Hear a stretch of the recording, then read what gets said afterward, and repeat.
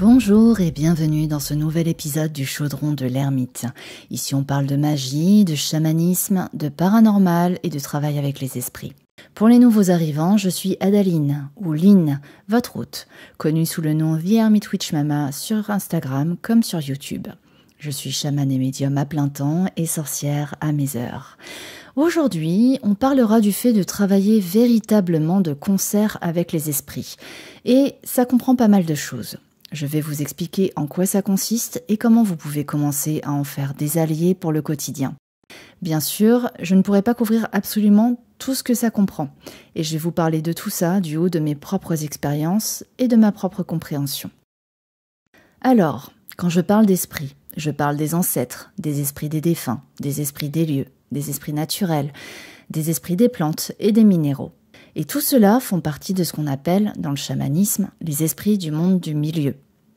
Sachant que certains de nos ancêtres peuvent être plus élevés au niveau vibratoire et se trouver dans d'autres mondes. Mais je ne vais pas aborder le sujet aujourd'hui. Je souhaite surtout vous parler des esprits qui, principalement par des échanges de bons procédés, peuvent nous aider. Dans cet épisode, je ferai aussi une différence entre travail et guidance, parce que même si les esprits du milieu peuvent nous éclairer, ils ne sont pas pour autant nos guides spirituels. Je vais plutôt m'attarder sur les alliances qu'on fait durant notre incarnation afin de nous aider dans la réalité ordinaire. Je ne parlerai pas non plus des animaux de pouvoir qui, eux, peuvent naviguer d'un monde à l'autre et cela prendrait vraiment beaucoup trop de temps. Donc, commençons. Si ces esprits peuvent nous apporter un soutien quelconque pour le quotidien, c'est parce qu'ils se trouvent dans le même monde que nous. La plupart comprennent bien, à leur échelle évidemment, ce que représente la vie sur Terre et sont, par conséquent, plus enclins et aptes à nous aider. Et pourquoi plus aptes ? Parce que leur taux vibratoire est proche, ou du moins un peu plus proche, du nôtre. Les guides spirituels, pour en parler, quant à eux, vont plutôt tâcher d'aider notre âme à s'élever par la guidance et en nous envoyant des épreuves pour grandir et accomplir donc notre mission d'âme, selon le contrat établi avant l'incarnation. Pourquoi travailler avec ces esprits ? On va faire appel à eux pour certains aspects de la divination, pour la bonne réalisation de nos rituels, pour la protection, la guérison, et de manière plus générale, pour une aide dans la vie de tous les jours. Et pour illustrer ce dernier point, ils peuvent, par exemple, fluidifier la mise en place d'un projet, nous prévenir quand quelque chose peut arriver, nous mettre en relation avec les bonnes personnes, nous aider dans nos tâches et nos problématiques en nous inspirant ou en intervenant eux-mêmes. Mais là, je fais court. Maintenant qu'on connaît le pourquoi, on va créer un lien. S'il s'agit de nos défunts, le lien est déjà établi bien sûr, même si tous nos proches ne seront pas forcément volontaires pour nous accompagner. Les liens de sang n'impliquent pas nécessairement qu'ils voudront nous aider. On reste dans le monde du milieu, encore une fois, et ce monde implique aussi des considérations bien terrestres comme nous les connaissons. Donc il peut exister des petites rancœurs ou simplement des affinités qui se font ou ne se font pas. En ce qui concerne les autres esprits, le lien peut s'établir en commençant tout d'abord par la reconnaissance de leur existence. Demandez-vous si vous croyez à l'esprit gardien d'une maison, d'un lieu comme une forêt, d'un esprit gardien de cimetière ou même d'une gare. Croyez-vous qu'un arbre possède un esprit, qu'une pierre possède un esprit ?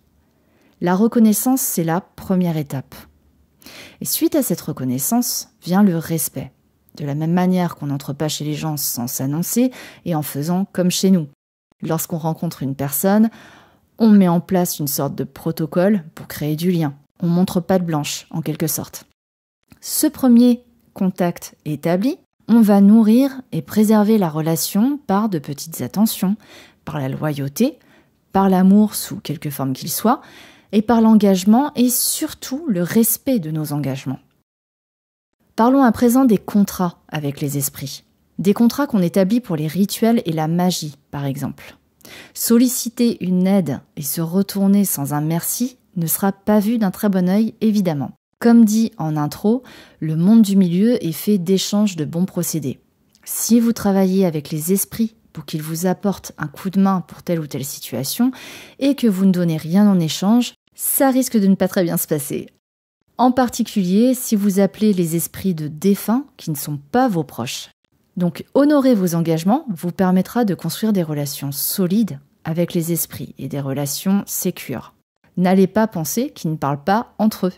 Vous pourriez très bien vous faire une mauvaise réputation en agissant de manière avide ou ingrate. Donc essayez de faire au mieux comme vous feriez avec de bons amis. Il y a aussi le contrat tacite, qui n'implique pas nécessairement un acte particulier de votre part, mais au moins une ou des offrandes, question de montrer votre gratitude. Je conseille d'ailleurs, de manière générale, de toujours prévoir une offrande avant la demande et une autre offrande après la demande, qu'elle soit réalisée ou non. Que vous travaillez avec vos esprits proches comme avec des étrangers. Et cela peut prendre la forme d'un service, comme d'une petite attention, en faisant brûler une bougie, de l'encens ou en déposant un peu de nourriture à l'attention de l'esprit. Cela dépend de ce que vous aurez convenu dans le contrat avec cet esprit. En ce qui me concerne, je brûle une bougie pour mes ancêtres et j'offre de l'encens à l'esprit gardien de mon appart tous les matins. Parfois, je dépose même de la nourriture, ça dépend des jours. Et ça dépend aussi de mon quotidien, s'il y a quelque chose à fêter ou non. Lorsque je travaille avec les esprits naturels, j'emporte un sac poubelle et je ramasse tous les déchets que je trouve sur mon chemin. Je fais des libations de jus de fruits ou de lait, des offrandes de tabac, de farine de maïs ou de fleurs que je parsème un peu sur mon lieu de rituel, ou lorsque je demande à l'esprit d'une plante ou d'une pierre si je peux les ramasser pour mes rituels ou mes cérémonies et qu'ils m'ont dit « OK ». Parfois, je laisse aussi 1 ou 2 cheveux, je joue du tambour ou de la guimbarde, je chante, peu importe, tant que ce que vous laissez ne nuit pas à la nature et que c'est fait avec le cœur finalement. Maintenant, comment travailler concrètement avec les esprits ? Une première chose que vous pouvez faire pour prendre contact avec les esprits, c'est de pratiquer la divination avec eux. Voilà un petit exercice que vous pourrez ajouter à vos habitudes au fur et à mesure si vous voulez. Allez dans un lieu naturel, en forêt, en montagne, à la plage ou simplement dans un parc. Prenez le temps d'arriver et de vous poser un moment. Centrez-vous bien, sentez votre environnement avec tous vos sens, appréciez la caresse du soleil, du vent ou de la pluie, écoutez les sons autour de vous, touchez la terre sur laquelle vous êtes assis, les pierres qui vous entourent, en gros, fusionnez avec votre environnement. Ensuite, adressez-vous dans votre esprit ou à voix haute au lieu tout entier, ou juste à un arbre qui vous attire, à la rivière devant vous, à une fleur, peu importe. Posez une question simple et mettez-vous en état de réception pour la réponse. Les esprits vous parleront. Je vais vous donner un exemple. L'année dernière, je suis allée voir mon vieil ami le Tuya géant. Les choses étaient compliquées dans mon quotidien et je n'avais plus de recul ni de patience. Je voyais plus clair et j'étais vraiment usée et fatiguée. Je lui ai demandé de m'éclairer sur ce que je devais faire pour que les choses se transforment et évoluent. À peine quelques secondes après, 2 papillons se sont approchés de moi et m'ont tourné autour. Ils jouaient, en quelque sorte. Puis, il y a un rayon de soleil qui est venu éclairer la scène et qui m'a réchauffée. Et c'est là que j'ai pris conscience du côté éphémère, finalement, de mes ennuis, de par la courte vie des papillons. Et j'ai compris que la vie n'était qu'un théâtre dans lequel on a finalement accepté de jouer un rôle pour permettre à notre âme de s'élever. J'ai compris aussi que je devais prendre les choses avec plus de légèreté. La légèreté n'étant pas une absence de profondeur, mais le choix de ne pas y accorder une importance démesurée. Alors, si je prenais désormais les choses de cette façon, tout serait plus fluide. Et quand on y pense, quand on met de l'importance dans les situations désagréables, on les cristallise finalement, alors qu'avec la légèreté, on prend conscience que ça passera. Et j'ai trouvé que cette réponse était profonde et magnifique. Et je suis rentrée chez moi avec le big sourire et les choses se sont vraiment améliorées très vite après. Pour continuer avec la divination, vous pouvez également communier avec l'esprit d'une plante ou d'un minéral, par exemple, pour connaître ses propriétés magiques et curatives. Vous pouvez obtenir votre réponse de la même manière que je viens de l'expliquer. Ou vous pouvez tâcher de fondre votre énergie avec la leur pour recevoir votre réponse. Pour ce faire, entourez par exemple une plante avec vos mains. Concentrez-vous sur votre énergie pour commencer. Vous allez sentir votre force vitale au bout d'un moment. Tâchez ensuite de ressentir celle de la plante. Puis, imaginez que vos énergies fusionnent et que vous ne faites plus qu'un. Ensuite, laissez venir ce que la plante a à vous dire. Ça peut venir sous forme de sensations, d'émotions, de pensées, peu importe. Vous saurez de toute façon intuitivement quelle est la réponse. Et vous pouvez expérimenter ça avec des pierres, avec de l'eau, avec de la terre. Et au fur et à mesure que vous essaierez, vous pourrez savoir ce qui est possible même de faire avec ces éléments en termes de guérison, de cuisine ou pourquoi pas de jardinage. Aussi, vous pouvez travailler avec les esprits sans demande particulière, simplement en demeurant connecté. Quand j'étais en Auvergne l'année dernière, je voulais simplement saluer un vieil arbre qui était là sur mon chemin, lui présenter mes hommages. Je l'ai salué dans mon cœur, puis j'ai posé ma main sur son tronc pour me connecter à lui. Il m'a envoyé, à ce moment-là, contre toute attente, son ressenti concernant toutes les initiales gravées dans son tronc que les amoureux avaient faites. Ça l'avait profondément blessé et il faut croire qu'il avait besoin de me le dire. Et à ce moment-là, je lui ai adressé ma tristesse, ma compassion et je lui ai envoyé une intention de guérison. J'ai fait ce que j'ai pu pour essayer peut-être de soulager sa souffrance. Bien, j'en arrive à présent au rituel et à la magie. Vous pouvez travailler avec les esprits de vos défunts, les esprits gardiens des lieux, les esprits locaux, autrement dit les âmes qui de leur vivant occupaient le même espace que vous, dans votre magie. Vous pouvez solliciter vos défunts, par exemple, pour des rituels concernant le boulot, l'argent, la santé, la famille, l'amour, etc. Vous pouvez demander aux esprits gardiens des lieux et aux esprits locaux leur protection, ou encore travailler de concert avec eux sur des rituels pour l'écologie, par exemple. J'avais, pour encore donner un exemple, sollicité l'aide des esprits locaux concernant la résidence dans laquelle je vis actuellement. J'avais un voisin qui pratiquait des activités qui nous mettaient, grosso modo, moi comme les autres résidents, en danger.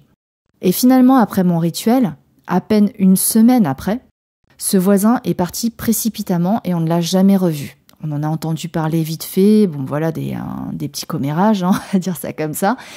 Mais voilà, je rentrerai pas dans plus de détails, mais c'était vraiment manifeste, c'était édifiant. Et sans leur aide à ces esprits compassionnés, je pense qu'on aurait probablement subi longtemps encore les conneries de ce voisin. J'ai également, il y a 2 ans maintenant peut-être, effectué un rituel avec les esprits naturels dans une forêt pour la protection des loups qui finalement, à peine réintroduits sur le territoire, sont de nouveau chassés. Une autre fois, lors d'une balade dans une forêt particulièrement, on va dire, maltraitée par les déchets humains, j'ai décidé de tout ramasser, de ramasser tout ce que je pouvais et fait un rituel de concert avec les esprits des lieux pour que la forêt finalement soit désormais protégée de ce type d'actes malveillants, polluants. Voilà, en gros, quelques exemples de rituels qu'on peut faire avec les esprits. Pour poursuivre, dans le houdou, on travaille avec des esprits de défunts souvent, dont l'incarnation était liée au domaine sur lequel on souhaite travailler. Je vous donne un exemple. Les pratiquants vont récolter de la terre de sépulture d'un policier pour de la magie de protection, ou d'un juge pour de la magie concernant les questions de justice. Ils utilisent également de la terre provenant de lieux particuliers comme des banques, des gares, des cimetières, pour apporter cette vibration-là dans leur magie. Ils vont prendre le temps de créer un lien avec ces esprits en leur adressant leurs hommages, en déposant des offrandes régulièrement, et seulement un long moment après, expliquer leurs intentions et solliciter leur aide. Et ce sont là des contrats très établis qui demandent énormément d'engagement et de l'expérience, beaucoup d'expérience. Un pratiquant sérieux va établir ses relations sur le long terme et travailler de cette manière durant des années avec les mêmes esprits. Il m'est aussi arrivé de récolter de l'eau ou des petites pierres de certains endroits que je trouvais chargés de bonnes vibes, question de pouvoir m'y reconnecter depuis chez moi pour me ressourcer de temps en temps. Mais avant de prendre quoi que ce soit, j'ai toujours établi un lien avec le lieu déjà, présenté mes hommages aux esprits et demandé la permission de faire quoi que ce soit.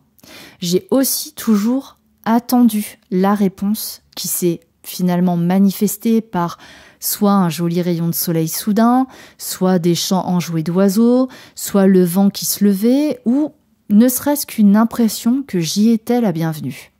Et à chaque fois, je laissais des offrandes. Et comme je disais précédemment, juste un cheveu, de la farine de maïs, des fleurs, ce que j'avais sous la main, et surtout qui ne causerait aucun tort au lieu, à la nature. Et il est arrivé aussi que je reçoive des refus, en ressentant une certaine hostilité. La pluie m'est déjà tombée dessus d'un coup, je me suis sentie mal à l'aise, et c'était aussi clair que les réponses positives. Et ces fois-là, j'ai remercié quand même pour la réponse, et j'ai passé mon chemin avec respect. Il faut savoir que parfois la nature sait très bien elle-même que certaines choses pourraient manquer au lieu. Il y a certaines pierres qui sont là pour contribuer au bon maintien des énergies cosmotelluriques.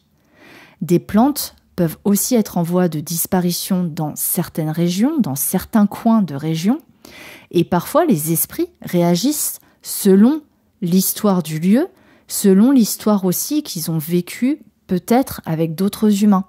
Il faut accepter le refus et prêter attention à ces détails parce que ça fait partie vraiment de la bonne entente avec les esprits et du respect dont je parlais précédemment. Enfin, vous pouvez recevoir aussi une aide plus spontanée, une aide que vous n'avez pas particulièrement demandée, comme de la part de vos esprits proches, mais aussi par des défunts qui vibrent naturellement avec vous. Et pour ce dernier exemple, il peut arriver qu'une âme qui est encore attachée à la maison que vous occupez, par exemple, s'éprenne de vous ou de votre famille et ait envie de vous protéger, de prendre soin de vous. Et finalement, même si cette aide n'a pas fait l'objet d'une demande particulière, si vous la remarquez, je vous conseille encore une fois de vous montrer reconnaissant en marquant ça au moins d'un simple merci. À ce moment-là, vous pouvez commencer à voir si cet esprit voudrait éventuellement s'associer avec vous et participer à vos rituels de manière plus régulière. Vous pouvez demander sa protection, par exemple, demander à ce qu'il facilite des travaux aussi, ou participe à la fluidité de vos projets et de votre quotidien à la maison. Pour finir, on en vient aux manifestations de votre travail avec les esprits. Alors, bien sûr, il y a des choses remarquables et évidentes, mais il faut quand même garder en tête que chaque catégorie d'esprit a sa manière de fonctionner et les manifestations de leur aide peuvent être différentes. Parfois, c'est très manifeste, très criant, mais parfois c'est très subtil. À force de travailler avec eux, vous saurez reconnaître leur signature, si je peux dire ça comme ça, comme leurs interventions. Mais finalement, c'est trop sujet à interprétation de par votre propre histoire et vos propres perceptions pour que je développe davantage ici, à vrai dire. Ce sera à vous, finalement, de discerner tout ça par vos propres expérimentations et par votre sensibilité. Mais je vais vous donner quelques pistes. Vous pouvez constater les résultats, déjà, plus ou moins rapidement. Et bien sûr, il y aura toujours une part de logique. Vous faites ça, il se produit donc ça. Mais les esprits ont cette faculté de fluidifier les choses et d'arranger des rencontres, des synchronicités qui vont aider à la manifestation. Et vous verrez qu'en travaillant avec eux, vous serez de plus en plus au bon endroit, au bon moment, que vous rencontrerez les bonnes personnes, etc., etc. Vous pourrez aussi constater que les choses tardent. À ce moment-là, vous pouvez demander un signe précis pour qu'on vous rassure sur le fait que les choses sont en marche. Vous pouvez demander par exemple à voir, une coccinelle dans les prochains jours. Et si vous voyez rien de ce que vous demandez, il faut considérer simplement que les choses ne bougeront pas ou peut-être pas, que ce n'était peut-être pas le bon moment ou que tout simplement ça ne doit pas se faire. Et dans ces moments-là, c'est difficile, mais gardez en tête que parfois, on est censé vivre certaines conditions parce que ça contribue à l'évolution de notre âme. C'est dur à encaisser, mais je parlais au tout début de cet épisode du contrat établi avant l'incarnation. Dans beaucoup de croyances, on dit qu'on choisit ce qu'on va vivre avant même de s'incarner. Autrement dit, on choisit nos parents, et tout aussi bien les gens qu'on va aimer comme les gens qui vont nous faire du mal. On va choisir aussi les bons moments comme les mauvais, les expériences, les bonnes expériences, les mauvaises expériences. Perso, j'ai parfois encore du mal à me le faire entendre à moi-même, mais je tâche de le garder à l'esprit. La plupart du temps, ça apaise un peu les choses. Et au final, c'est aussi ce que j'évoquais précédemment quand je parlais de légèreté. Le fait de se focaliser sur des événements désagréables ou des choses qui stagnent, bloquent ou finissent de bloquer les énergies de renouveau. Ça bloque aussi le cycle naturel des choses. Et finalement, ces mauvais éléments, ces mauvais moments se cristallisent et restent. En conclusion, travailler avec les esprits peut vraiment améliorer le courant de notre existence et même au-delà, guérir la Terre à une certaine échelle. Mais il faut aussi comprendre que nous ne pouvons pas tout avoir, nous ne pouvons pas toujours être exaucés et il faut l'accepter comme une épreuve bénéfique. Il faut l'accepter avec le plus de sagesse possible. Je vous souhaite de belles collaborations avec les esprits qui nous entourent. Je vous dis à bientôt et en attendant, soyez sages.